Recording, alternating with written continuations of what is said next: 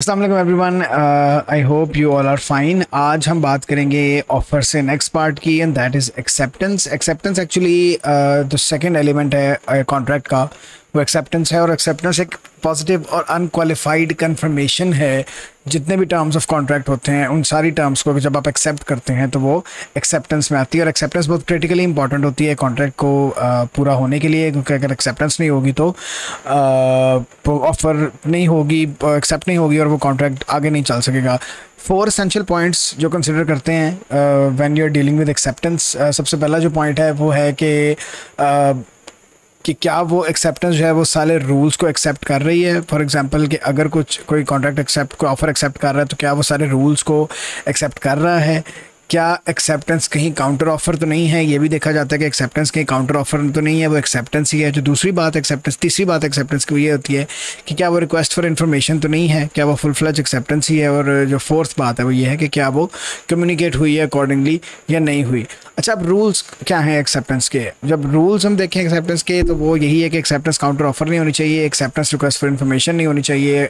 जो एक्सेप्टेंस है वो बिल्कुल there must be a communication of acceptance. अच्छा, अब जहाँ तक कम्युनिकेशन ऑफ एक्सेप्टेंस की बात आती है तो सबसे पहले हम देखते हैं कि जो एक्सेप्टेंस का जनरल रूल है वो यही है, जो बेसिक रूल है वो यही है कि जो एक्सेप्टेंस है वो प्रॉपरली कम्युनिकेट होनी चाहिए ऑफरर को, मतलब जिसने ऑफ़र कराई है उसको जो एक्सेप्टेंस है वो प्रॉपरली इन वर्ड्स कम्युनिकेशन उस तक पहुँचेगी तो ही ऑफ़र एक्सेप्ट समझा जाएगा कि ऑफ़र एक्सेप्टेंस हो गई है, वरना एक्सेप्टेंस नहीं समझी जाएगी।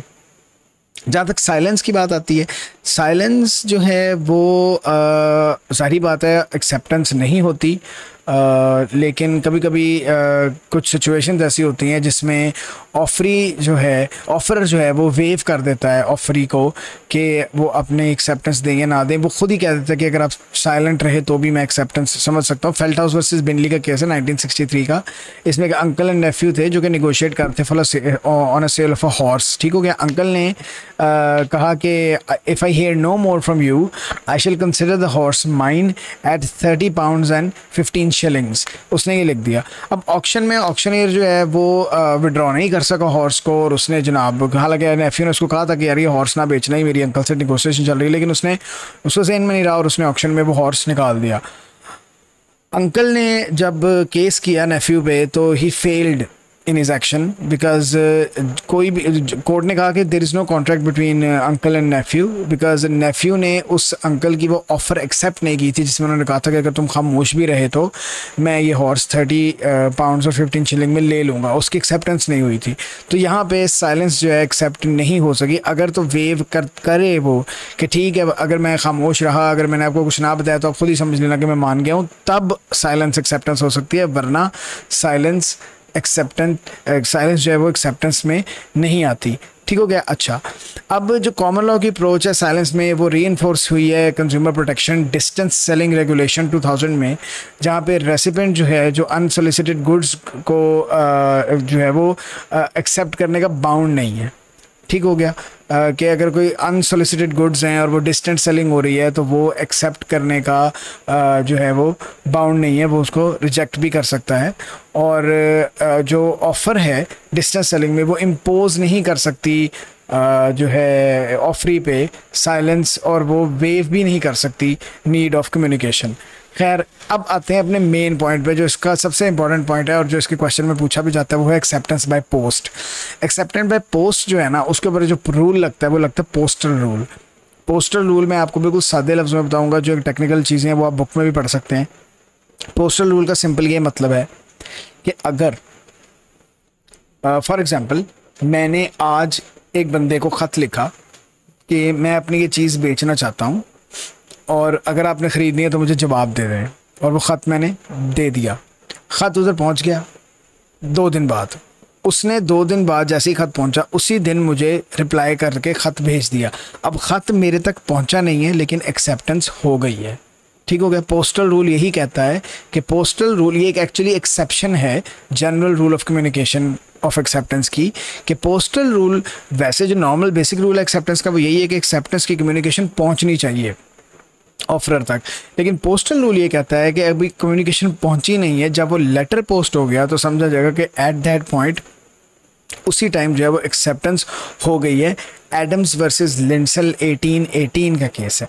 ठीक हो गया। ये बात आपने याद रखनी है कि जो लेटर है वो it must be properly stamped and properly addressed. ठीक हो गया। लेकिन जो पोस्टल रूल ऑफ एक्सेप्टेंस है वो ये बात भी जाननी कि वो हमेशा रूल जो है वो अप्लाई तब होगा जब ऑफरर कहेगा कि आपने ख़त से ही मुझे रिप्लाई देना है। अगर वो ख़त लिखेगा और उसको कहेगा कि आपने बाय पोस्ट ही मुझे रिप्लाई देना है तो ही पोस्टल रूल अप्लाई होगा। अगर ऑफरी ख़ुद से पोस्टल रूल के थ्रू जवाब दे दे और एक्सपेक्ट करे कि इस पर पोस्टल रूल भी लगेगा तो ऐसा नहीं है। दूसरी बात ये कि ऑफरर जो है वो एक्सक्लूड भी कर सकता है पोस्टल रूल को अपने कॉन्ट्रैक्ट से, ये मेंशन करके कि पोस्टल रूल को मैं नहीं मानूंगा, मैं बाय पोस्ट एक्सेप्टेंस नहीं एक्सेप्ट करूंगा, तो पोस्टल रूल अप्लाई नहीं होती। Holwell securities versus huge 1974। ये भी एक बात नोट करने वाली है कि जितने भी अबव मेंशन क्राइटेरिया हैं वो अगर एक्सक्लूड नहीं करता जो है वो ऑफरर, तो लेटर जो है पोस्टल रूल तब अप्लाई होगा जब लेटर जो है वो डिले होता है। ठीक है। नेवर रिसीव्ड के ऊपर पोस्टल रूल का जो रूल है वो अप्लाई नहीं होता। जैसे house hold fire insurance versus grant 1979 का केस है। एक एग्जांपल लेते हैं। सपोज कि I send you a letter, ठीक है, which is correctly stamped and addressed, ठीक है, offering to sell you my car for 500 pounds. अब वो जो पोस्ट है उस पोस्ट के ऊपर जो डेट है वो 1 जनवरी है फॉर एग्जांपल। फिर मैं डिसाइड करता हूँ कि मैं ऑफ़र को रिवोक कर दूँ 2 जनवरी को एंड पुट अनदर लेटर, ठीक है, बाय पोस्ट, और वो भी करेक्टली स्टैम्प्ड एंड एड्रेस्ड है कि मैं अगले दिन ही मैं पोस्ट कर रहा हूँ कि ये रिवोक हो गई है। 3 जनवरी को जो मेरा पहला लेटर था वो मुझे पहुँच जाता, वो जो सेलर है जिसको मैंने भेजा वो पहुँच जाता है और 4 जनवरी को वो उसकी एक्सेप्टेंस कर लेता है।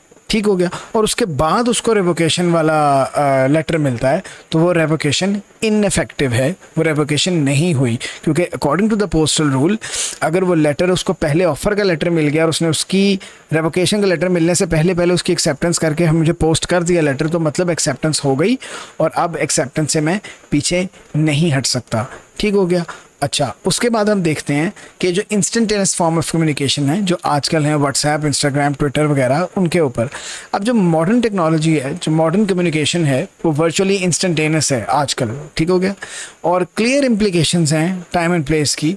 और जो अगर मैं आम अल्फाज में बात करूं तो according to Entores limited versus Miles Far East Corporation और ब्रिंकमैन लिमिटेड वर्सेस स्टैहैक्सॉल 1983 के तहत ये तो हम कह सकते हैं कि मैसेज आजकल फ़ौरन चला जाता है, लेकिन हम ये नहीं कह सकते कि वो फ़ौरन उसी टाइम पढ़ा भी जाता है। ठीक हो गया। अब अगर एक मैसेज वॉइस मेल पे लीव कर दिया गया है और वो इमीडिएटली नहीं सुना गया तो इसका मतलब है वो सुना नहीं गया। इन सिंपल वर्ड्स अगर मैं आपको बताऊं तो ये कहने का मकसद है कि इंस्टेंटेनियस कम्युनिकेशंस, आजकल की मॉडर्न कम्युनिकेशंस के ऊपर पोस्टल रूल अप्लाई नहीं होता। ठीक हो गया। थोड़े से वेरिंग व्यूज़ हैं रिगार्डिंग ईमेल्स, ठीक है, और दूसरे जो मेथड्स हैं of contacting online and instantaneous methods of communication, वो ये एक्सेप्टेंस का रूल अप्लाई होता है कि जब तक ईमेल पढ़ी नहीं गई तब तक एक्सेप्टेंस नहीं हुई, तब तक ऑफ़र नहीं हुई। मतलब हम ये कह सकते हैं इन सिंपल वर्ड्स कि इंस्टेंटेनियस कम्युनिकेशंस पे, मॉडर्न फॉर्म ऑफ कम्युनिकेशन में जो बेसिक रूल था एक्सेप्टेंस का वही अप्लाई होगा कि जब तक आपका मैसेज पहुंचा नहीं है तब तक एक्सेप्टेंस नहीं हुई। अच्छा जी, अब देखते हैं एप्लीकेशन ऑफ द रूल्स क्या हैं। सबसे पहले स्टैंडर्ड फॉर्म कॉन्ट्रैक्ट्स की बात करें, बैटल ऑफ फॉर्म्स की बात करते हैं। बैटल ऑफ फॉर्म्स का मतलब है कि अगर एक स्टैंडर्ड फॉर्म है कॉन्ट्रैक्ट का दोनों पार्टीज़ का और कॉन्फ्लिक्ट और कन्फ्यूजन जो है वो राइज हो सकता है एग्जैक्ट टर्म्स के ऊपर, ठीक है, जिस पे कॉन्ट्रैक्ट ने बेस करना है, जहाँ पे 2 फॉर्म्स हों कॉन्ट्रैक्ट के इकट्ठे, उनका अपना और आपका अपना। अब कन्वेंशनल जो अप्रोच है कोर्ट्स की वो यही है कि वो बैटल ऑफ फॉर्म्स इस चीज़ को कहते हैं और वो चलते हैं on the process of the last shot. The last shot principle का मतलब है कि डॉक्ट्राइन है, इसका मतलब है कि जहाँ communications about terms and conditions हो रही होंगी तो जो फाइनल बात, मतलब जहाँ डिस्प्यूट हुआ है उससे पहले तक जो फाइनल बात डिसाइड हुई थी कोर्ट वही अप्लाई करेगा। तो जो लास्ट शॉट होगा वही फाइनल समझा जाएगा। जैसे हाइड वर्सेस वेंच में हमने ऊपर देखा था पहले लेक्चर में कि काउंटर ऑफर तो वैसे ही ऑफर को ख़त्म कर देती है, इसलिए कोर्ट कहेगा कि जो लास्ट आपकी बात हुई थी वहाँ तक को हम, जो लास्ट शॉट था आपका, उसको हम कंसिडर करेंगे और उसके अकॉर्डिंग जितने भी टर्म्स एंड कंडीशंस डिसाइड हुए हैं वो हम अप्लाई करेंगे। और इसका जो लैंडमार्क केस है वो Butler Machine Tools Company Limited versus XLO Corporation England Limited 1979 का केस है। ठीक हो गया।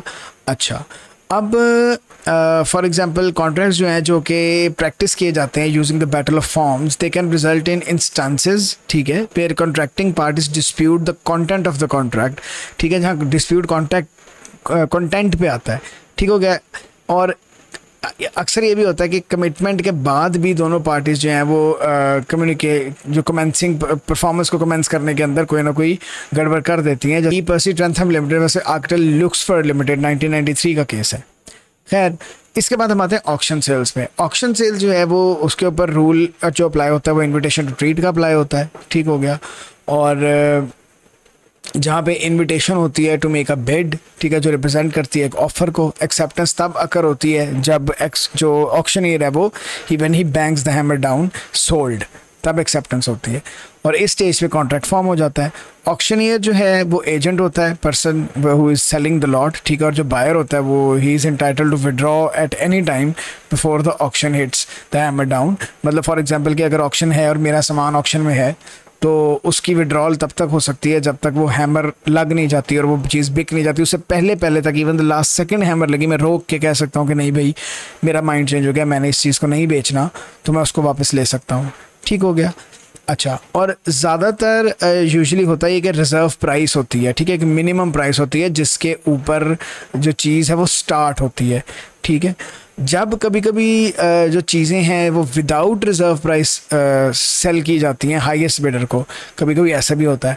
अब हाईएस्ट बिड जो है अगर वो एक्सेप्ट ना करे ऑक्शनियर तो he may be sued for breach of contract.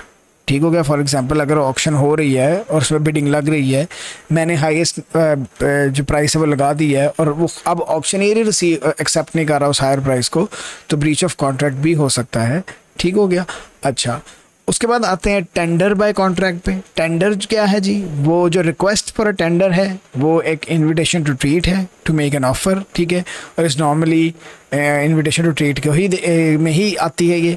लेकिन अगर स्पेसिफाइड पार्टी को एड्रेस किया जाए तो it can also amount to a unilateral offer as well. ठीक हो गया।